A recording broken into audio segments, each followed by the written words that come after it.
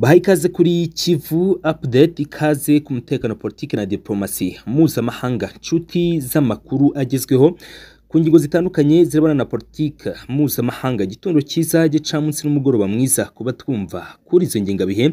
Ese mugeshe bayingana nk'ibisanzwe, reka tuganire kuri politiki mpuzamahanga, aho turebera hamwe byinshi bigezweho ndetse n'ibiri gutangazwa mu busesenguzi bwimbitse. Leta Zunze Ubumwe za Amerika ndetse n'Uburusiya kuri uyu munsi wa tariki 18 Gashyantare 2025 bahuriye muri Arabia Saudite mu biganiro bigamije gushakira amahoro Ukraine. Gitangaje kuri iyi nama y'uyu munsi wa tariki 18 z'ukwezi kwa kabiri nuko igihugu cya Ukraine kitigeze gitumirwa muri iyi nama. Nyamara ku munsi w'ejo Perezida Volodymyr Zelensky mu nama idasanzwe y'umutekano abereye Paris mu Bufaransa yasize atangaje ko ibyemezo byose bizafatwa Ukraine itabigizemo uruhare bitazigera na rimwe byubahirizwa n'iki gihugu. Volodymyr Zelensky aremeza ko Leta Zunze Ubumwe za Amerika zikomeje kugurisha nkana igisirikare cya Ukraine, ndetse kandi ngo bakomeje kujya ku ruhande rw'Uburusiya birengagije ingingo y'uko Uburusiya ari bwo bwagabye ibitero ku butaka bwa Ukraine. Abaperezida babiri bakomeye mu isi,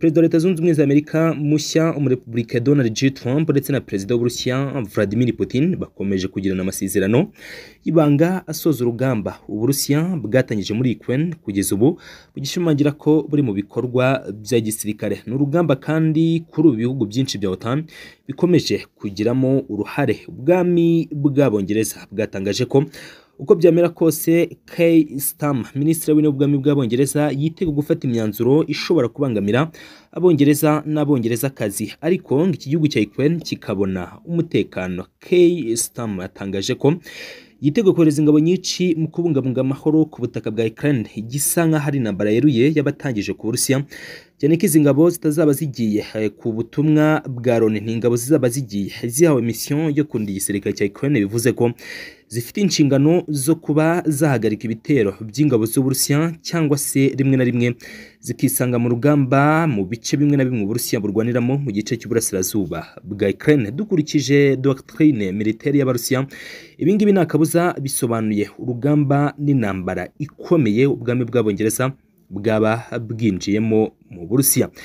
Ibi bihagaze bite kuri ingingo? Turakomoza kandi kuri delegation zombi zagiye muri Arabia Saudite. Ku ruhande rw'Uburusiya, inkingi ya mwamba muri politike Sergei Lavrov yahuye na delegation iyobowe n'umunyamabanga leta muri Minisiteri y'Ububanyi n'Amahanga Mark Rubio, ndetse n'abandi bayobozi bakomeye barimo n'umwe mu bajyanama bakomeye mu by'umutekano wa Amerika, umujyanama wa mbere bamwita Mike Waltz, ndetse n'abandi batandukanye cyane ko bakiriwe na Minisitiri w'Ububanyi n'Amahanga wa Arabia Saudite unashinzwe diplomasi, igikomangoma Faisal bin Farhan Al Saud. Turi buze kubikomozaho tubirebere hamwe byose uko byakabaye, cyane ko Kremlin cyangwa se inyubako y'ubutegetsi mu Burusiya nayo yohereje umujyanama wabo Yuri Ushakov, usanzwe umenyerewe cyane nk'inshuti ya hafi ndetse n'umujyanama yuhariye mu by'umutekano wa Perezida Vladimir Putin w'Uburusiya.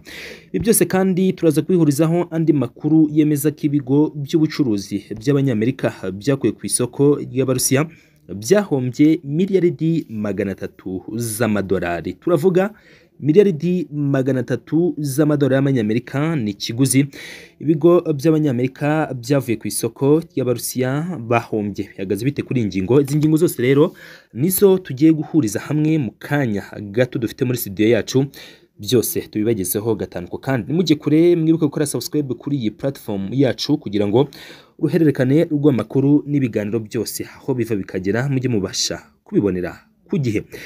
Reka twanzike duhereye Arabia Saudite, igihugu cy'ubukungu bukomeye, inyubako kandi ikomeye. Biravuga ko icyitwa Riyadh Daryan Palace ni inyubako ikomeye cyane Riyadh muri Arabia Saudite ariyo yakiriye bano bategetsi bombi ku ruhande rw'Uburusiya ndetse na Leta Zunze Ubumwe za Amerika. Inkingi za mwamba muri politike z'ibihugu byombi kuri uyu munsi bagira ikiganiro gikomeye cyane Riyadh muri Arabia Saudite. Ni ikiganiro kigamije gusoza urugamba Uburusiya bwatangije muri Ukraine. Delegation y'Abarusiya yaje na Minisitiri w'Ububanyi n'Amahanga Sergei Lavrov wahuye na mugenzi we ku ruhande rumwe rwa Leta Zunze Ubumwe za Amerika, Minisitiri w'Ububanyi n'Amahanga Marco Rubio. Ibingibi kandi bibaye guhura kwa mbere, guhura kw'amateka hagati impande zombi kuva tariki 24 z'ukwa kabiri 2022 nibwo habaye guhura kw'abadiplomate hagati y'Uburusiya ndetse na Leta Zunze Ubumwe za Amerika. Intambwe ya mbere yatewe, bigaragara ko nakabuza amahoro ashobora kugaruka. Ni mu gihe kandi ku rundi ruhande amafoto yagaragaje abandi banyacyubahiro bari bahari nyuma y'uko Marco Rubio na Sergei Lavrov bahahuriye no bayoboye zino delegation.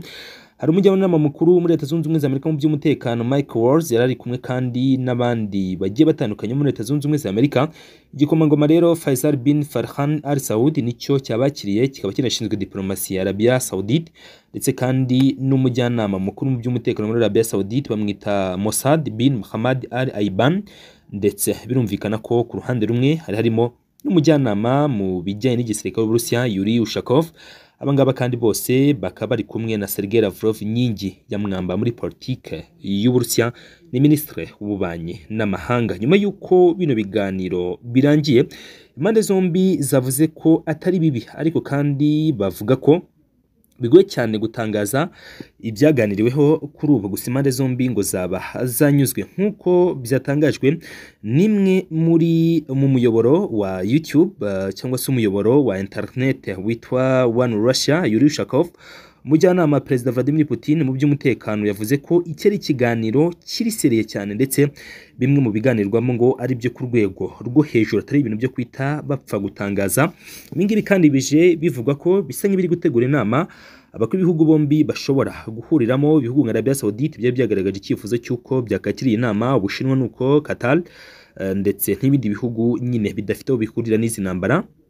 Ku rundi ruhande kandi nk'uko byemejwe ku ruhande rumwe, biravuga ko ibyemeranyijweho rwose byanyuze impande zombi, ndetse ngo bishobora kubyara inzira ya mbere y'ituze n'umutekano, cyo bino bihugu byombi bitangaza ko ari ikintu cyiza. Kugeza kuri ubu ngubu rero Ushakov yavuze ko yifuza ko Perezida w'Uburusiya ndetse na Putin bashobora guhura, ndetse ngo ibi nakabuza bizaba vuba akurikije uko abibona. Nubwo Leta Zunze Ubumwe za Amerika n'Uburusiya byahuye, Volodymyr Zelensky nawe birateganya ko muri kino cyumweru turimo agomba kujya muri Arabia Saudite, nk'uko raporo ya NBC ibitangaza. Iragaragaza ko urugendo rwe n'ubundi rugamije guhura n'inkingi za mwamba muri politike ya Amerika, nyuma y'uko bamaze kuvugana n'Uburusiya mu minsi ishize. N'ubundi Donald J. Trump, perezida wa Leta Zunze Ubumwe za Amerika, yatangaje neza ko yavuganye na mugenzi we ku ruhande rumwe wa Ukraine nyuma yo kuvugana na Putin w'Uburusiya, ibyababaje Volodymyr Zelensky, aho nawe kuri uyu munsi yagira uruzinduko rwe Ankara muri Turkiya. Ni uruzinduko ngo rugamije guha icyubahiro Mustafa Kemal Atatürk, uyu numwe mu bagize uruhare mu kubumbatira Turkiya tubona kuri ubu, ndetse n'abaye perezida wa mbere wa Turkiya no kubumbatira amateka mu cyahoze ari ubwami bw'aba Ottoman. Uyu bwana Mustafa Kemal Atatürk ari mu ntwari zikomeye za Turkiya. Ukraine cyangwa se igihugu icyo ari cyo cyose mu Burayi na kigeze gitumirwa hariya Riyadh muri Arabia Saudite, ariko birateganywa ko Zelensky muri kino cyumweru we agomba kugira Riyadh kugira ngo nawe agire ibyo aganirizwa, ubundi bizahurizwe hamwe. Nago yishimira ko Leta Zunze Ubumwe za Amerika zimuzana ku meza amwe, nyamara zamaze kugana n'Uburusiya, uko ngo biza bisa nkaho bamaze gufata imyanzuro.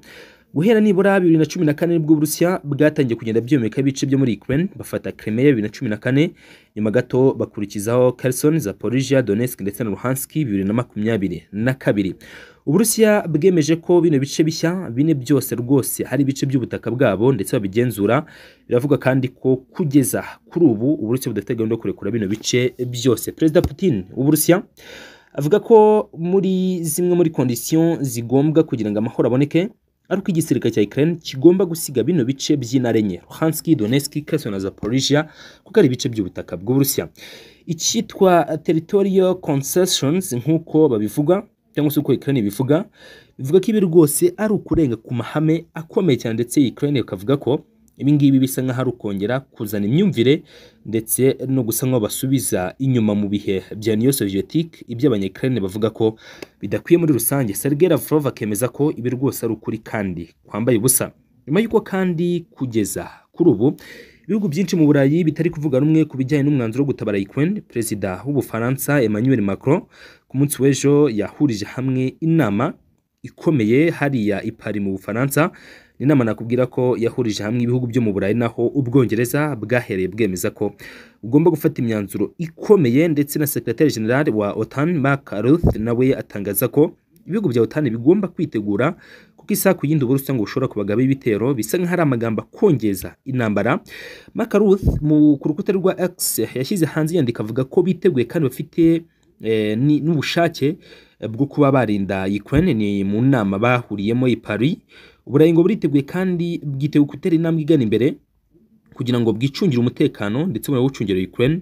Ibi ngibi kandi bigaragaza ko biteguye gushora amafaranga menshi mu mutekano wabo, aho bagaragaza ko igihe ubwacyo ari cyo kigomba kuzagaragaza ibi. Nk'uko ifoto ibigaragaza, ibihugu byahuriye cyangwa se bamwe mu bategetsi bahuriye hari i Paris, harimo Perezida w'Ubufaransa Emmanuel Macron, harimo Ministre w'intebe w'ubwami bw'Abongereza Keir Starmer, harimo kandi Chancellor w'Ubudage Olaf Scholz, harimo Madame Ursula von der Leyen, harimo n'abandi banyacyubahiro benshi b'ibihugu rwose bikomeye mu Burayi. Ibihugu mu Butaliyani Madame Giorgia Meloni nawe yari ahari, ibihugu nka Espagne byari bihari, ibihugu nanone uyu munyacyubahiro wundi nari kubona neza, ariko ni ibihugu byinshi byitabiriye ino nama ariko bisanzwe bifite ijambo mu Burayi byitabiriye ino nama, ndetse bisiga byemeje ko uko byamera kose Ukraine igomba gutabarwa. N'Uburayi rero busa nko bwamaze kwemeza ko bugomba kujya mu ntambara n'Uburusiya n'ayandi mahitamo kugira Leta Zunze Ubumwe za Amerika zaba zifashe umwanzuro bo bite cyangwa se babona ko waba urimo kubera ubwo nko guhengamira ku ruhande rumwe. Birumvikana ubwo baba bivuga ko bahingamiye ku ruhande rw'Uburusiya. Reka tuvuge ko ubwami bw'Abongereza bwitegura kohereza ingabo. Uburusiya na kabuza bugomba kuzisenya mu gihe byabibaye, cyangwa se bikaba itangiro ry'intambara nyine ku mpande zombi. Icyo Uburusiya buvuga ko atari ikintu gikwiye ndetse ari icyemezo kigayitse cyane cyafatwa n'uwari we wese, kuko ari ibintu rwose bidakwiye kwishimirwa ndetse bishobora kuzana bigakurura n'ibibazo bikomeye cyane kuri kino igihugu cy'ubwami bw'Abongereza. Miliyaridi 300 z'amadolari ndi kwiruka mbicamo, ubundi mbasezeranyije ibiganiro byimbitse ku busesenguzi bwimbitse. Ibigo rutura by'Abanyamerika miliyaridi 300 z'amadolari barazihombye nyuma y'uko bakuye ku masoko y'Uburusiya. Birumvikana cyane ko nyuma y'ibihano byagiye bifatwa impande zombi zisa nkaho zagiye zihimana mu buryo bw'ubukungu. Uburusiya bufatirwa imitungo ihwanye n'izi miliyaridi 300 z'amadolari mu Burayi. Imwe yafatirwa itangira kugurishwa ibikoresho bihabwa amafaranga avemo ahabwa Ukraine n'ibindi bitandukanye. Ibigo by'Abanyamerika nabyo bikaba byarahombye. Aya mafaranga yose nakayaba ku bigo nk'ibi biba bidateganya kuyagaruza vuba, ariko kandi hari guterwa intambwe bishoboke ko ibihano bishobora gukurwaho, ko Trump yagaragaje ubushake ko yabikuraho. Ubwongereza n'ibindi bihugu byo mu Burayi byo bigakomeza gufata ibihano, ariko Leta Zunze Ubumwe za Amerika zikongera guha karibu kino gihugu cy'Uburusiya ku masoko mpuzamahanga.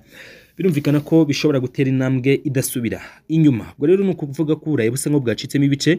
Amerika ishaka kumva Uburusiya mu gihe Union Europeenne itari kumva Uburusiya. Birumvikana ko umubano wa Amerika n'Uburayi ushobora kuzamba, bazahura umubano wabo n'igihugu cy'Uburusiya. Natwe rero turi Kivu Update, dukomeje kwiyemeza kukugezaho izi update zose.